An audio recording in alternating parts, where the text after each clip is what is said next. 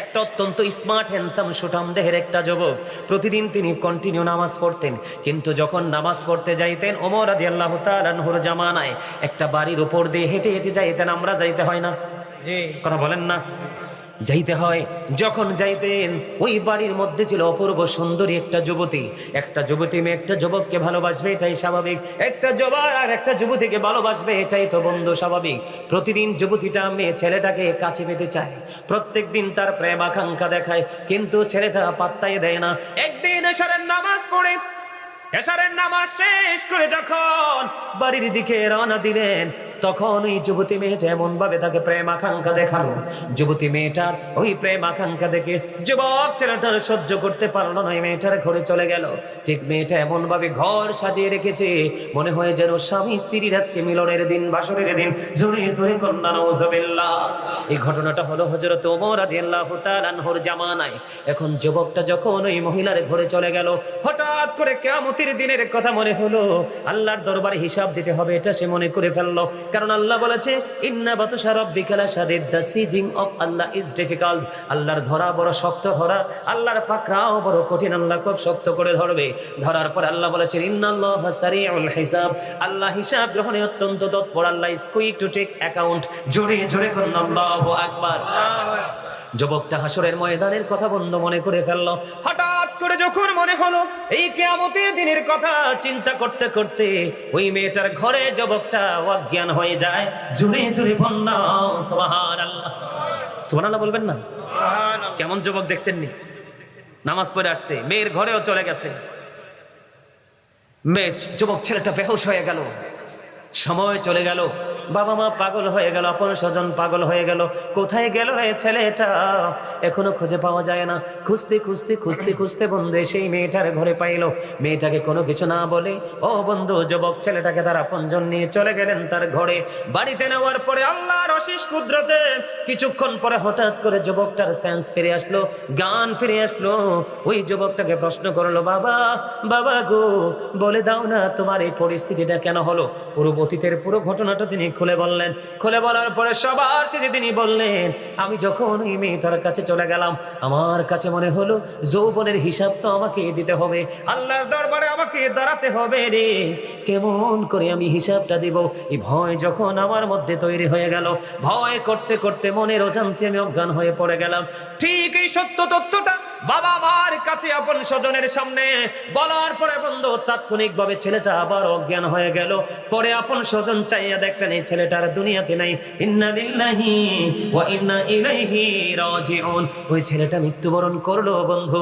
মৃত্যুবরণ করার পরে সঙ্গে সঙ্গে তাকে কাফন দাফন করি রাতের মধ্যে দাফন করানো হলো। সকাল যখন হলো হযরত ওমরের কাছে জলদি চলে গেল, সবকিছু ওমরের কাছে খুলে বললেন। হযরত ওমর রাদিয়াল্লাহু তাআলা আনহু দৌড়ে চলে আসলো। আসার পরে কবরের পাশে তিনি গিয়ে বললেন, বিস্তারিত গল্প শোনার পরে এবার হযরত ওমর একটা ডাক দিয়ে বললেন, যেই ব্যক্তিটা অপরাধ করার পড়তে গিয়েছে, একবারে অপরাধ করার নিকটবর্তী হয়ে গেল, অপরাধ জুলুমের কাছাকাছি চলে গেল, বিশেষ করে নারী সংক্রান্ত বিষয়, এই অপরাধ করতে গিয়ে আল্লাহর কথা মনে করে, হাসরের কথা মনে করে, ভয় করে যারা ওই অপরাধ থেকে দূরে সরে আসবে, আমার আল্লাহ তাদের ইন্তেকালের পরে তাদের কবরে 2টা জান্নাতের সুখ দিয়ে দেয়। জোরে জোরে কন্যা সুবহানাল্লাহ। ওই যুবকের কবরের পাশে দাঁড়িয়ে ওমর যখন বলতেছে, আর ওই যুবকের কবর থেকে বন্ধু প্রেমময় শব্দ বের হয়ে আসলো। এবার ওমরকে ডাক দিয়ে বললেন, আপনি যা বলেছেন সত্য বলেছেন, কারণ আমার কবরে আমার আল্লাহ 2টা জান্নাতের সুখ বরাদ্দ দিয়ে দিয়েছে। জোরে জোরে কন্যা সুবহানাল্লাহ। বন্ধুরে আমার, আমি আপনাদেরকে বলে দিতে চাই, মা আয়েশা সিদ্দিকা রাদিয়াল্লাহু তাআলা আনহা কান্দে। আমার রাসূল বললেন, ও আয়েশা রে, ও আয়েশা তুমি কেন কান্দো রে আয়েশা? এবার আয়েশা মা আয়েশা ডাক দিয়ে বললেন, নবী নবী গো, ইয়া রাসূলুল্লাহ, ইয়া হাবিবাল্লাহ, আমার কান্নার কারণ হলো ওই আমি ভয়ঙ্করতা, জাহান্নামের ভয়ঙ্করতার কথা শুনে কান্দি। নবী, আমার একটা জিনিস জানতে বড় মনে চায় গো, কাল হাসরের ময়দানে আপনারা আপনাদের আপন স্বজনের কথা মনে রাখবেন কিনা? আবার রাসূল একটা ডাক দিয়ে বললেন, আয়েশা, আয়েশা রে, 3টা জায়গায় কেউ কারো কথা মনে রাখবে না। জোরে জোরে কন্যা আল্লাহু আকবার। 3টা জায়গা অত্যন্ত ভয়ঙ্কর। কোনটা জায়গা? বন্ধুরে আমার, একটা হলো মিজানের কিনারা। ও বন্ধু, যেই জায়গাটা আপনার নেকেল পাল্লা বাড়ি হবে নাকি পাতলা হবে, ওই সময় কেউ কার কথা মনে রাখে না। জোরে জোরে কন্যা আল্লাহু আকবার। আর আমল নামাটা যেই জায়গা থেকে আপনি বুঝে নিবেন, ওই জায়গায় বন্ধু কেউ কারো কথা মনে রাখে না। কারণ আমল নামাটা ডান হাতে আসবে নাকি বাম হাতে আসবে। যদি আপনার ডান হাতে এসে যায়, you are very lucky person. ঠিক কিনা বলেন? আর জোরে বলেন, you are very successful person. বন্ধুরে আমার, যদি ডান হাতে এসে যায়, ও বন্ধু আপনি সফল। কারণ আপনি নিজেকে নবীর উম্মত বলে দাবি করতে পারবেন। তার কারণ হলো, ও বন্ধু, আমার প্রাণ মুর্শিদ ডক্টর আহমদ পিয়ারা বাগদাদি পীর সাহেব কেবলা তিনি বলেছেন, of all the great religious personalities of all prophet Muhammad রাসূলুল্লাহ সাল্লাল্লাহু আলাইহি ওয়াসাল্লাম ওয়াজ দ্য মোস্ট সাকসেসফুল। জোরে জোরে কন্না সুবহানাল্লাহ। ও বন্ধু, পৃথিবীতে যত নবী রাসূল এসেছে, সকল নবী রাসূলের মধ্যে আপনার আমার প্রাণের নবী সবচেয়ে বেশি সফল। জোরে কন্না সুবহানাল্লাহ। বন্ধুরে আমার, আরেকটা হলো ফলচেরাতের কিনারা। ওই ফলচেরাতের কিনারায় কেউ কারো কথা মনে রাখবে না। কারণ এই ফলচেরাতের পুলটা এমন একটা জায়গা দিয়ে তৈরি করা হয়েছে, ও বন্ধু, যেটার নিচে জাহান্নাম। পার হইতে পারলেই তোমার ঠিকানা জান্নাত। জোরে জোরে কন্না সুবহানাল্লাহ। তাহলে ভয়ঙ্করতা আপনাদের বুঝে আসছে কিনা? বন্ধুরে আমার, এখন সুদখোরের সংখ্যা বেড়ে গেছে, বেনামাজির সংখ্যা বেড়ে গেছে, জোর করে জায়গা দখলকারীর সংখ্যা বেড়ে গেছে। ও বন্ধু, প্র্যাকটিক্যালি নিজে সরাসরি না হয়, ডাইরেক্ট না হয়, ইনডাইরেক্টলি মানুষের ক্ষতি করার মানুষের সংখ্যা বাড়ছে কিনা বলেন? এদের ঠিকানা হলো জাহান্নাম। ও বন্ধু, জাহান্নাম নিয়ে ছোট্ট করে আলোচনা করে আমি শেষ করে দিচ্ছি। বন্ধু, জাহান্নামটা অত্যন্ত ভয়ঙ্কর, এত ভয়ঙ্কর যে ভয়ঙ্করতা নিয়ে বর্ণনা করা যাবে না।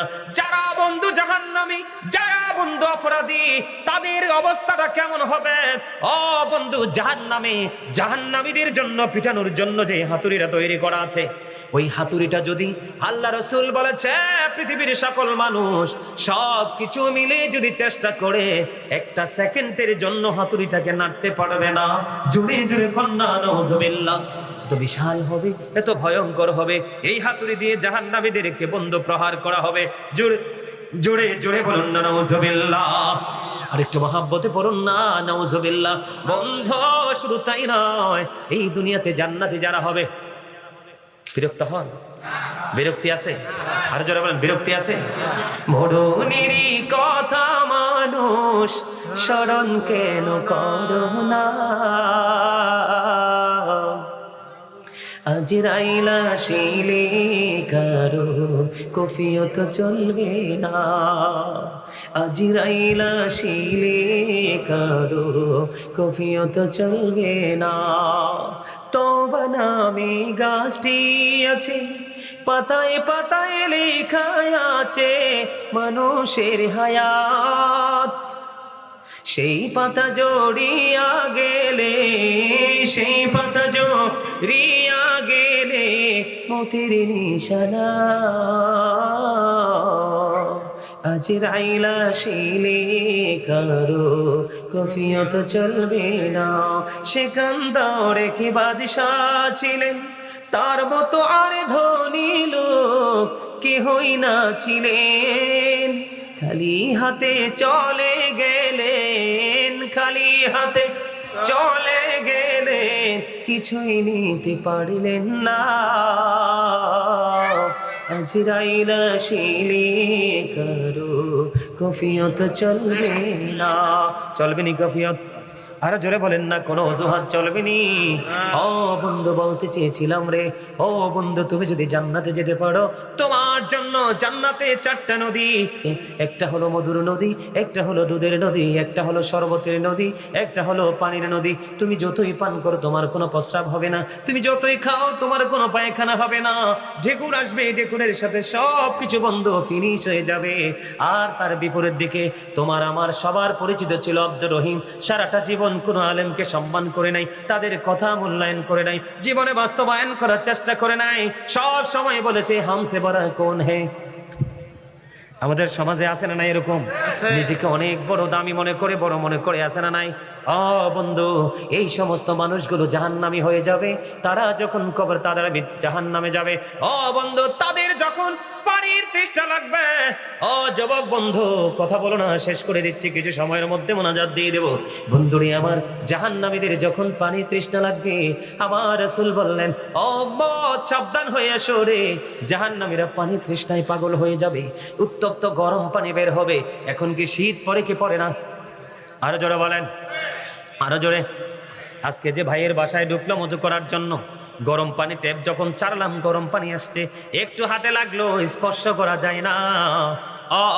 বন্ধু, আর জাহান্নামের আগুনের উত্তপ্তটা কেমন করে সহ্য করবে বন্ধু জাহান্নামীরা? বন্ধু, জাহান্নামের আগুনকে 1000 বছর আমার আল্লাহ তাপ দিয়েছে, রং হলো সাদা। আর 1000 বছর তাপ দিলে রং হয়ে গেল বন্ধু কালো লাল। আর 1000 বছর তাপ দিলেন, রং হয়ে গেল কালো। এখন জাহান্নামের আগুনটা কালো বর্ণের রয়েছে বন্ধু। ওই জাহান্নামের আগুন এত ভয়ঙ্কর হবে, অত উত্তপ্ত হবে, ওই গরম পানি তাদেরকে দেওয়া হবে, মাথার মধ্যে ঢেলে দেওয়া হবে। ঢেলতে দেরি রে, তাদের পেটের মধ্যে ঢুকতে দেরি হবে না। পেটটার মধ্যে ঢুকতে দেরি, 2 রানের মধ্যখান দিয়ে পেটে যা কিছু আছে সব কিছু লিকুইড হয়ে বের হতে থাকবে। লিকুইড বোঝেননি কি? তরল, একেবারে পানিও না, আবার একেবারে অনেক বেশি শক্তও না। যেমন এক্সাম্পল, জুস। জুস খান না, এটা কিন্তু একবারে পাতলাও না, আবার বেশি, ঠিক কিনা বলে? এইরকম লিকুইড হয়ে যাবে, পেটের মধ্যে যা কিছু আছে গলে যাবে, গলতে গলতে গলতে গলতে বের হতে থাকবে। আর জাহান্নামী কাঁদবে, রে কে আছো রে, আমাকে একটু হেল্প করো না। কেউ তোমাকে হেল্প করবে না, কারণ যিনি তোমার হেল্পার হিসাবে দুনিয়াতে এসেছিল, তোমার আমার মাঝে ছিল, তোমার মসজিদের ইমাম হতে পারে, খতিব হতে পারে, তোমার সন্তান হতে পারে, তোমার ভাতিজা হতে পারে, আপন প্রিয়জনের কেউ হতে পারে। বর্তমানে বাংলাদেশের মানুষের একটা চরিত্র হলো, নিজের কাছের মানুষ যতই গুণী হোক মূল্যায়ন করে না। আমাদের দেশের মানুষের এই একটা অভ্যাস, ঠিক কিনা বলেন? কারণ খলিলের ফলাটা ভালো হইলো, জব্বরের ফলাটা নষ্ট হইলো কেমনে? কারণ তুমি তো লাগানোর সময় লাগাইছো তেঁতুলের চারা, তেঁতুলতি আসবে, কথা বলে না কেন? কিন্তু খলিলুর রহমান তিনি লাগানোর সময় যাচাই বাছাই করে ল্যাংরামের চারা লাগাইছে, এটা ল্যাংরামি তো আসবে, কথা বলেন না কেন? বুঝে নিবেন, বাকিটা এক্সপ্লেন করবেন।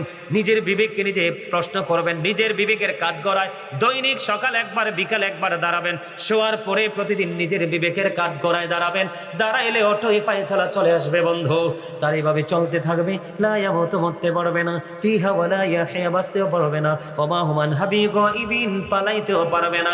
জোরে জোরে কন্যা নাউযুবিল্লাহ। ভয়ঙ্কর কিনা বলেন? সবচেয়ে বেশি কম কষ্ট হবে আগুনের এক জোড়া জুতা পায়ের মধ্যে পাড়াইয়া দিবে বন্ধু। বড় বিয়ে বাড়িতে গোস্ত রান্না হয় না, উত্রাণের আওয়াজ পাননি? টকবক টকবক করে উত্রায়। কুরবানির ঈদের দিন বিয়ে বাড়িতে বিভিন্ন অনুষ্ঠানে হয় কি হয় না? বিশেষ করে শীতের দিনে কলসের মধ্যে অথবা বড় ডেকের মধ্যে পানিও তো আমরা ফুটাই, টকবক টকবক করে উত্রাইতে থাকে। ওই মগজটা এমন ভাবে উত্রাইতে থাকবে বন্ধুরে, কার কাছে বলবা সেদিন দুঃখ রে?